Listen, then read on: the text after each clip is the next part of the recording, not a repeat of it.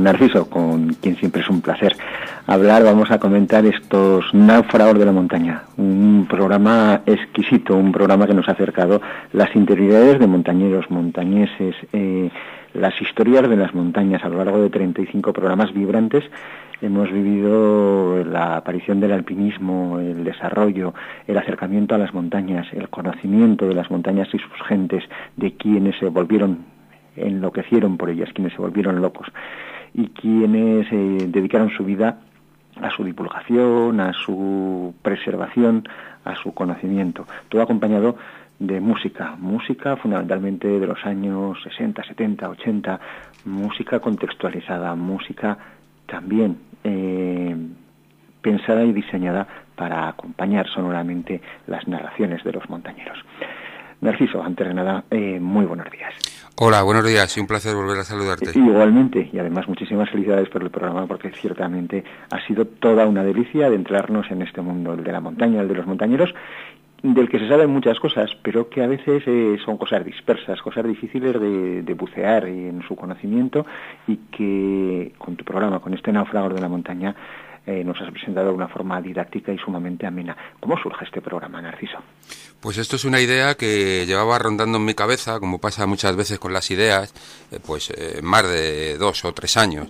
Y bueno, de repente en una conversación con Aurelio Mora, pues se entusiasma con el proyecto y empezamos adelante.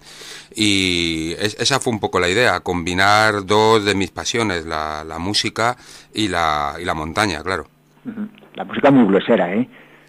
La música hay de todo, sí, hay de todo, y además a mí tengo un espectro musical muy amplio. Ya reconozco que, salvo las músicas estas caribeñas y tal, que me dejan bastante frío, pero sí, había canciones, incluso llegamos a poner hasta un rock japonés, o canciones en alemán, en francés, y bueno, un poco variado. Y como tú bien decías al principio, eso fue, el programa fue creciendo según se iba asentando, y llegó un momento en que las canciones al principio eran como dos partes, la parte musical y la parte montañera, y poco a poco se fueron entrelazando hasta formar un todo, ¿no? Y todas las canciones tenían que ver y tenían un sentido con la historia que se estaba contando, la historia de montañeros o de montañas. Bueno, el programa constaba de muchas partes, de esa música imprescindible, que era una especie de hilo conductor de la narración. La narración también de aventuras, de historias, de anécdotas referentes al mundo o referidas al mundo de la montaña, pero también, y eso era muy importante, la presentación de una persona actual o del pasado estrechamente vinculada al mundo, al conocimiento, al descubrimiento, a la conservación, a la potenciación de la montaña y del montañismo. ¿Cómo surge esta selección? ¿En qué te basas para ir presentando a los distintos protagonistas que fueron los que, en cierta medida, mantuvieron el hilo de unión en este programa durante 35 capítulos? Bueno, la selección de los temas de los programas pues era un poco también basada a la actualidad. Quiero decir que pues conmemoramos el 60 aniversario de la primera ascensión de una montaña de 8.000 metros, del Cho-Oyu, y reivindicamos pues lo que ha sido la seña de este programa. Reivindicamos una manera de hacer y entender la montaña que está muchas veces en las antípodas de lo que ahora se hace, ¿no? También hicimos un programa dedicado a Julio Soler Santaló, 2 programas, pues porque se conmemoraba el centenario del fallecimiento de este insigne montañero, fotógrafo y alpinista, que es precisamente el que promueve la construcción del refugio de la Reclusa. Y luego pues había personajes que simplemente pues por apetencia personal, en el sentido de tratar de rescatarlos del olvido, ¿no? Es poco conocida la figura de Maurice Wilson, un inglés que en el año 34 decide que se va al Everest en solitario y en un avión, y que además se quiere tirar en paracaídas para subir a la cumbre, en una época en la que todos los grandes alpinistas ingleses habían fracasado en el intento de conquistar el Everest, y este señor ni era alpinista, ni era aviador, ni sabía de nada, simplemente se había hecho budista, y él creía que con la meditación podía conseguirlo todo. Y la verdad que los logros que consigue, bueno, está en la historia de la aviación deportiva, ¿no? El viaje que hace, y luego reivindicar también también una cosa que siempre me ha preocupado mucho, ¿no? Que es la toponimia correcta o de algunas cosas, ¿no? Hicimos un programa sobre la toponimia del Aneto y todos los nombres que ha tenido, hasta el actual que le conocemos como Aneto. Hicimos otro programa contando la historia de la primera ascensión al Aneto, y eso nos dio pie a tratar de corregir un error que está muy fuertemente arraigado, y a mí me duele cuando un medio de comunicación, o sea, un medio local de aquí de Aragón, como es Prames, que no cuide en los libros que publica el que se llama Puente de Mahoma y no Paso de Mahoma, y explicábamos todas las razones de por qué, o por qué Vallivierna se escribe con V y con B y no las dos con B, todo este tipo, y todo esto apoyado no en las opiniones de un señor más o menos iluminado de las montañas o enamorado de las montañas como pueda ser yo, sino en la opinión de especialistas, ¿no? Como en el caso del Vallivierna, pues fue José Antonio Saura quien dio la explicación técnica de por qué. Bueno, lo del programa, el programa 33 y 34, que es el que se hablaba sobre la controversia entre el Paso y el Puente de Mahoma, que a mí me quedó meridianamente clara y me imagino que a todos los oyentes, la verdad es que generó también un debate necesario en nuestro territorio, porque a veces estos errores acaban convirtiéndose en verdades absolutas y nadie sabe muy bien por qué, y al final llega un historiador dentro de 200 años y dice, bueno, y en Benasque, ¿por qué llamaban Paso de Mahoma a un sitio en el que ni estuvieron los árabes, ni aparecieron, ni hubo vestigios, y se crea una confusión que luego es muy difícil de desatascar. Totalmente de acuerdo con lo que dices. En un libro encontré que el famoso paso de caballo de Vallivierna lo llamaban paso de los caballos. Puede parecer una cuestión banal, ¿no? El que sea paso del caballo, paso de caballo o paso de los caballos, pero claro, conociendo la historia, que también la contamos, pues te das cuenta del porqué. Lo que dices del nombre, pues bueno, para mí tiene mucha importancia y siempre pongo el mismo ejemplo, ¿no? Todos hemos tragado con llamar Monte Perdido a una montaña que tenía un nombre precioso aragonés, ¿no? Treserols, y Monteperdido se llama Monteperdido precisamente por los franceses. Claro. También los franceses al Aneto por error le llamaron Netu, N-E-T-H-O-U, Netu. Incluso yo recuerdo que en mi primera pernocta en el refugio de la Reclusa, allá por el lejano año 75, te despertaban a las 5 de la mañana al grito de Netu, pero bueno, los errores se cometen y para eso está el saber, la investigación histórica y tal, para no seguir persistiendo en el error, ¿no? Desde luego. Y además, bueno, todos los nombres, absolutamente todos, tienen su razón de ser, y si conocemos el origen de estos nombres, conocemos y nos acercamos más a la historia de quienes nos han precedido. Hablando de historia, también ha tenido historia esa selección musical, comentábamos antes un poco de pasada, pero ahora más en profundidad. Cada programa tenía su selección específica, cada programa tenía un hilo conductor con una música muy determinada y muy característica. Sí, así es. Hicimos programas dedicados, pues los que dedicamos al Choyu, por poner un ejemplo, los dos programas, pues la parte musical se llamaba La magia de los números, primera parte y segunda parte, ¿no?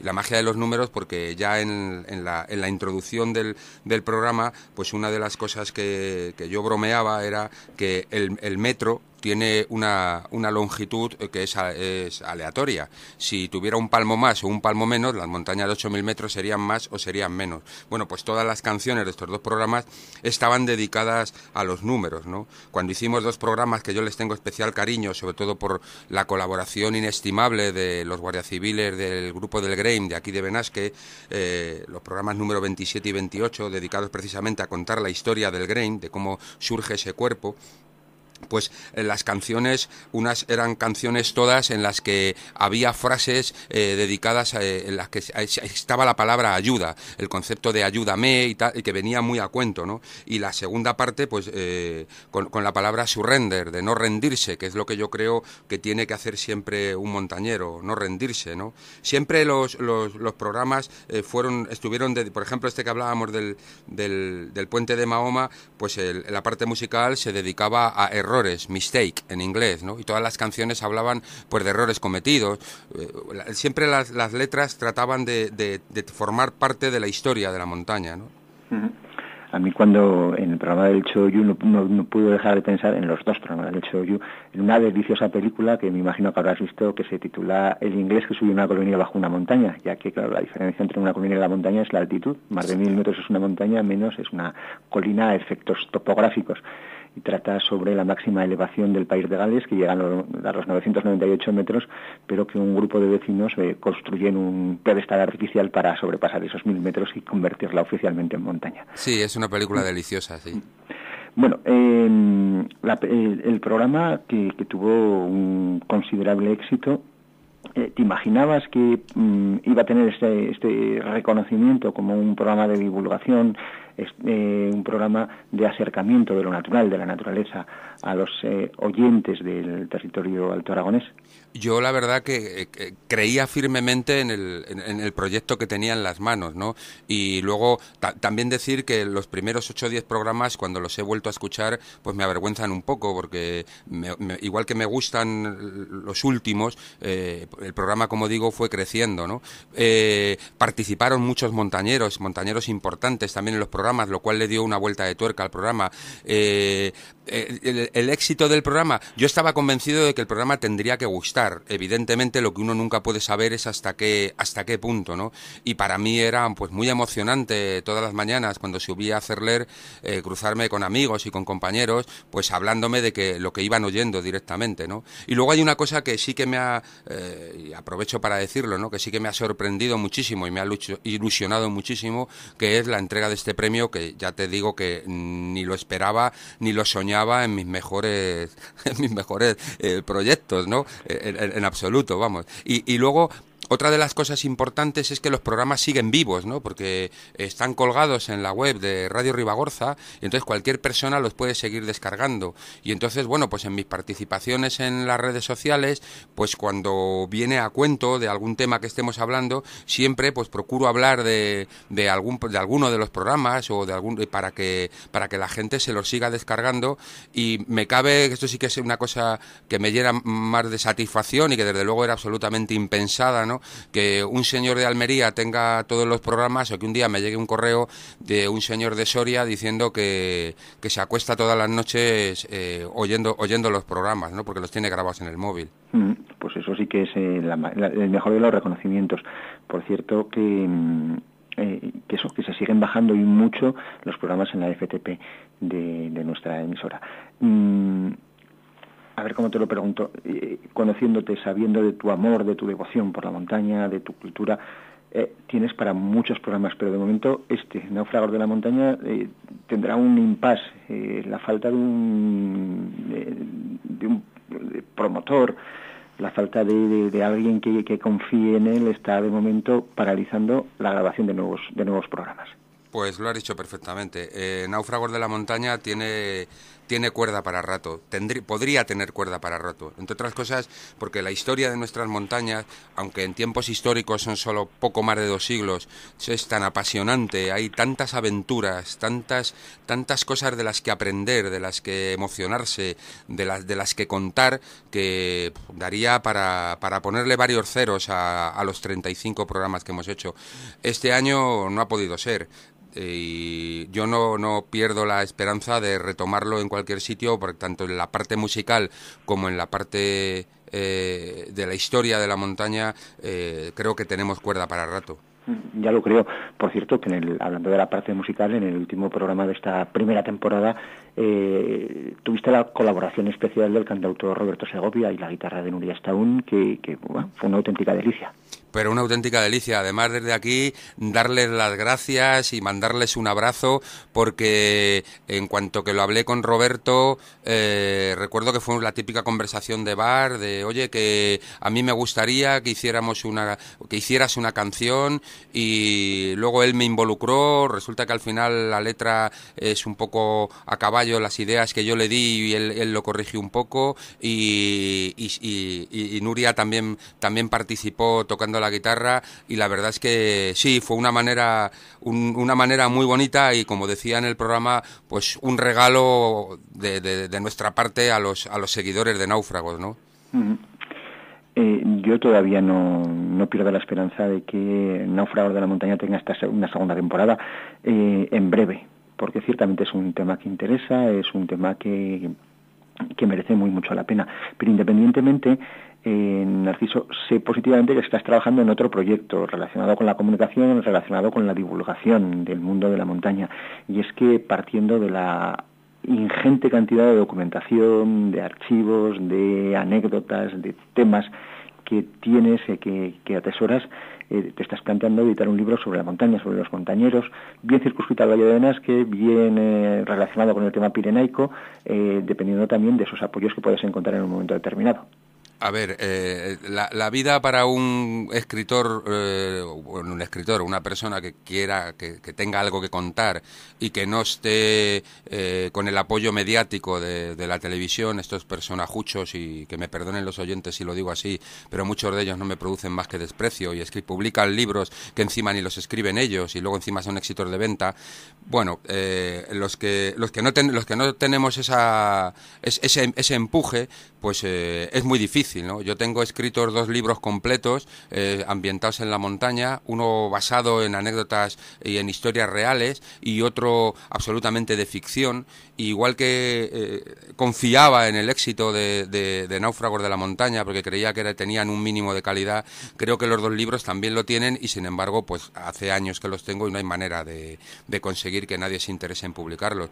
De lo que tú me preguntas concretamente, claro que tengo idea y me gustaría, porque creo que saldría un libro precioso, pues con el apoyo de gente de aquí del Valle, pues que se involucraran, pues a contar las historias de las montañas que hemos contado aquí, ¿no? Y ese libro, evidentemente, que eso lo permite la literatura, lo permite el libro, no lo permite la radio, acompañarlo con fotografías que para que la gente le pueda poner cara y rostro, no solamente a las montañas, sino a esos personajes tan apasionantes, ¿no?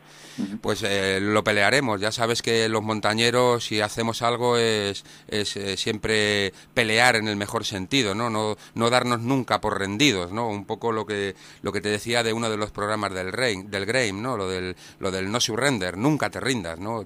Como cantaba Bruce Springsteen, somos como soldados que tenemos que avanzar y que hemos prometido no rendirnos, ¿no? Y efectivamente, algo así tiene que ser.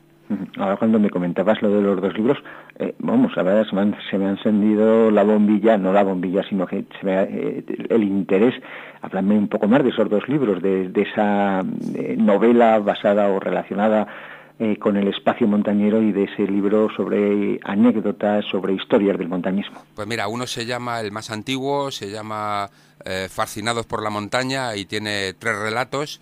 3 relatos, uno es muy cortito, uno se llama En el corazón de la montaña, que como me gusta hacer montajes audiovisuales, algo que llevo haciendo más de 35 años, cuando me invitan a dar una conferencia sobre montaña, pues tuve el trabajo y la ilusión de intentar poner en imágenes algo que había sido escrito literariamente, ¿no? Y tengo un vídeo de unos 40 minutos que lo he puesto en muchos sitios y que me ha dado muchas satisfacciones, ¿no? Luego el segundo relato se titula Cuando yo morí, y está basado en una experiencia personal, ¿no? El tener un accidente y esos segundos en los que no sabes si estás vivo o si ya te has ido, ¿no? Y dudas si, verdad, como no sabemos nada de esto, pues dudaba si verdaderamente los muertos piensan o no piensan, porque yo pensaba. Entonces, bueno, pues sobre esa experiencia un poco dramática me dio para escribir un relato con mucha carga sentimental, ¿no? Y luego el tercer relato, que a mí me gusta especialmente, se llama Un loco bajo las estrellas, que es un poco futurista, porque está ambientado dentro como de 80 años aproximadamente, ¿no? Y que da una vuelta de tuerca. Yo soy muy enamorado de la literatura de ciencia ficción, de Arthur C. Clarke, Asimov y tal. Y entonces esta gente lo que suele hacer lo que solía hacer era coger una situación de hoy y extrapolarla a un futuro inmediato para, en esa extrapolación, pues llegar a eso que en filosofía nos enseñaban, demostración por reducción al absurdo, ¿no? Y eso es un poco lo que hace el loco bajo las estrellas, a los tiros que va el montañismo, ¿no? Y el segundo libro se llama Porque estamos hechos de recuerdos, y lo que aprovecha es, o el pretexto es, pues una colección de ascensiones o escaladas o excursiones mías, pues para hacer reflexiones y recordar mis inicios en la montaña o parte de la historia de la montaña donde estamos, y hablar de los valores de solidaridad, del compañerismo, de todas estas cosas que desgraciadamente se están perdiendo y que desde luego era lo que reivindicábamos en Náufragos de la Montaña, porque si te fijas, el título y la sintonía ya te da idea de por dónde van los tiros, ¿no? Parece que me has leído la mente, porque te iba a preguntar precisamente por eso, por el momento actual de la montaña, por ese momento en el que valores clásicos del montañerismo se están perdiendo, en algunos casos, en otros no afortunadamente, pero en algunos casos, pues el hecho de que las expediciones se monten sin contar con el colectivo, que sea la individualidad pura y dura la que destaque, también un poco reflejo de lo que está ocurriendo en el resto de la sociedad, donde prima un individualismo feroz, cada vez más absurdo, cada vez más estúpido. Pero, ¿qué opinas tú de lo que estamos viviendo en la montaña? Pues, a ver, lo primero que habría que decir es que no se puede generalizar, porque cualquier generalización siempre es injusta, ¿no? Pero cuando analizamos algo, un hecho social, no nos queda más remedio que poner el foco en lo que más nos rechina, ¿no? Y en este caso es verdad que hay montañeros que siguen manteniendo esos viejos valores, esa vieja ética, esa vieja manera de que importa más el con quién se hace que el qué es lo que se hace, y que luego importa más de qué manera se hace, a dónde se llega.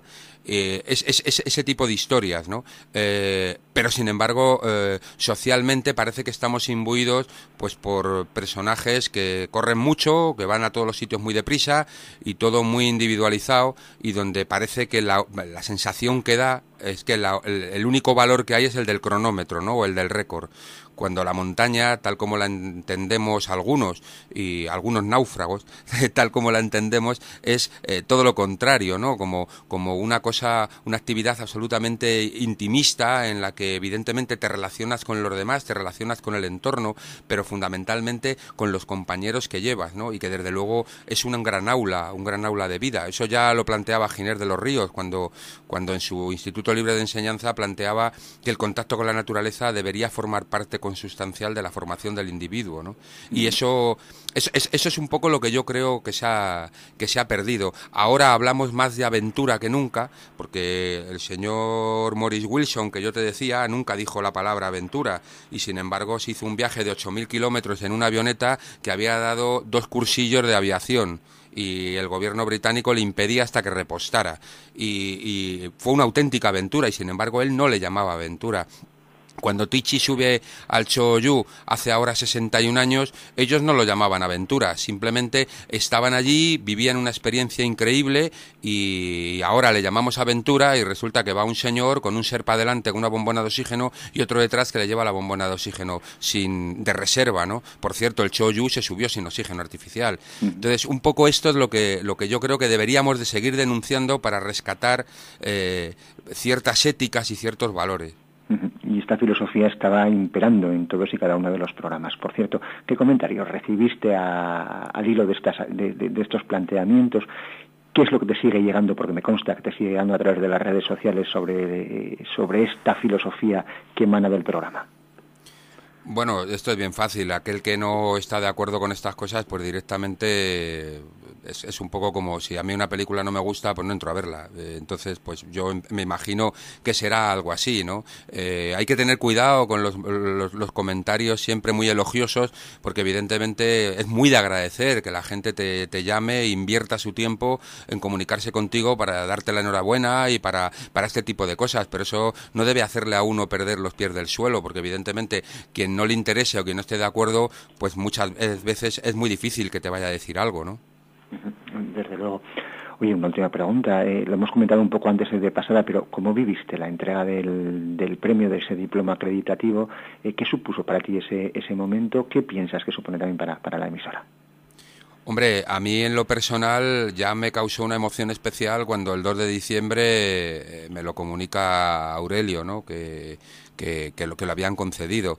Y bueno, pues cuando fui a Huesca, pues fui con toda la ilusión, como un chiquillo cuando le llevan, no sé, de comunión o no sé cómo decirlo, y como un chiquillo lo viví, ¿no? A pesar de que uno ya peina canas, pero es que es una cosa pues tan bonita, un reconocimiento así, un reconocimiento público de esa manera, sabiendo además que es uno de los premios más importantes que se dan aquí en la provincia, pues la verdad que muy contento, una cosa no sabría explicarlo de otra manera, ¿no? Muy contento y muy satisfecho, y desde luego lo que sí que por otro lado es que si verdaderamente puede haber una segunda temporada, eso tú bien lo sabes, esto es un aliciente y una responsabilidad mayor para seguir mejorando y seguir haciendo las cosas todavía mucho mejor, ¿no? Sin ninguna duda. Pues yo creo que Náufragos de la Montaña va a ser, dentro de muy poco, de nuevo un programa de referencia sobre el mundo de la montaña, sobre los montañeros, un programa de calidad y un programa lleno de aventura en el pleno sentido de la palabra, la aventura de la imaginación, la aventura del descubrimiento, ese que nos acercó a lo largo de 35 intensísimos programas Narciso en esta primera temporada de Náufragos de la Montaña, y el que sin duda nos va a acercar a partir de ahora. Narciso, lo dicho, muchísimas felicidades y un abrazo muy fuerte. Pues un abrazo y muchas gracias.